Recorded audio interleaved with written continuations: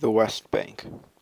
Surrounded on three sides by Israel, the West Bank is one of Israel's occupied territories.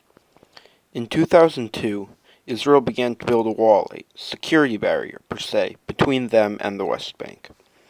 When completed, this barrier will block all access between Israel and the West Bank, except between checkpoints controlled by the Israel Defense Forces, or IDF. As you can see here, the wall is made of concrete in many places, not chain link as the barrier between the US and Mexico is. You can also see how extensive it is.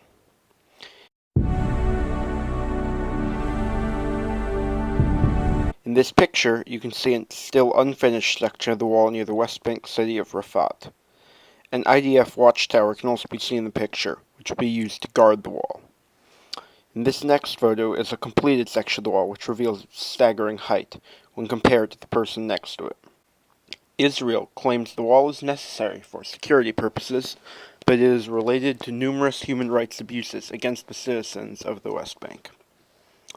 I am now going to take you to a village called Nilin in the central West Bank, on the western border with Israel, where several human rights abuses have occurred. At first glance, this appears to be a man attempting to look over the wall at Israel. But he is not looking over at Israel. He's looking over at what used to be the West Bank and his land. The wall is, for the most part, not being built along the Israel-West Bank border, but in the West Bank itself, putting parts of the West Bank on Israel's side of the wall. In this case, this farmer lost a large portion of his land to the wall, and with it went his livelihood. This next picture shows a peaceful protest against the wall. Peaceful protests against the wall are common in towns close to the wall as Nilin is. Unfortunately, the IDF often does not tolerate these protests and uses violence to stop them, as they can be seen doing here.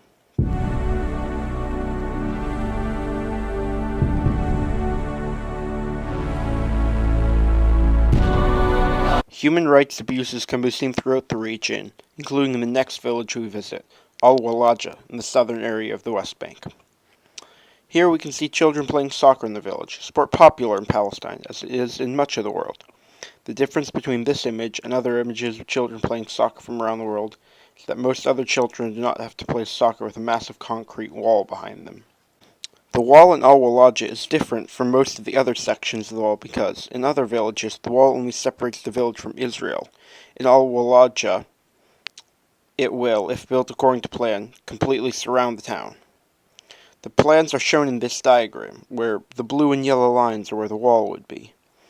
Under these conditions, there would be only one single exit and entrance in Al-Walaja, and it would be under the regulation of the IDF, who would have the power to deny the citizens of Al-Walaja the right to freely move within their own country. And here we can see one part of the still unfinished wall in Al-Walaja.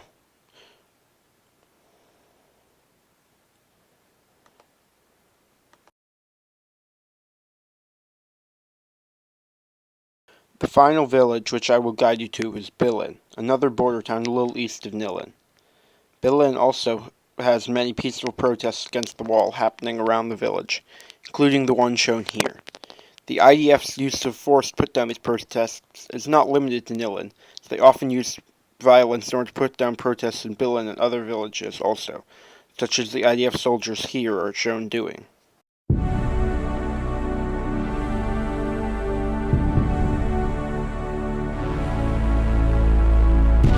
In Bilin, there is one man especially whose story needs to be heard. This man is Bassem Abu Rama. He was a resident of Bilin and an active participant in the protests against the wall.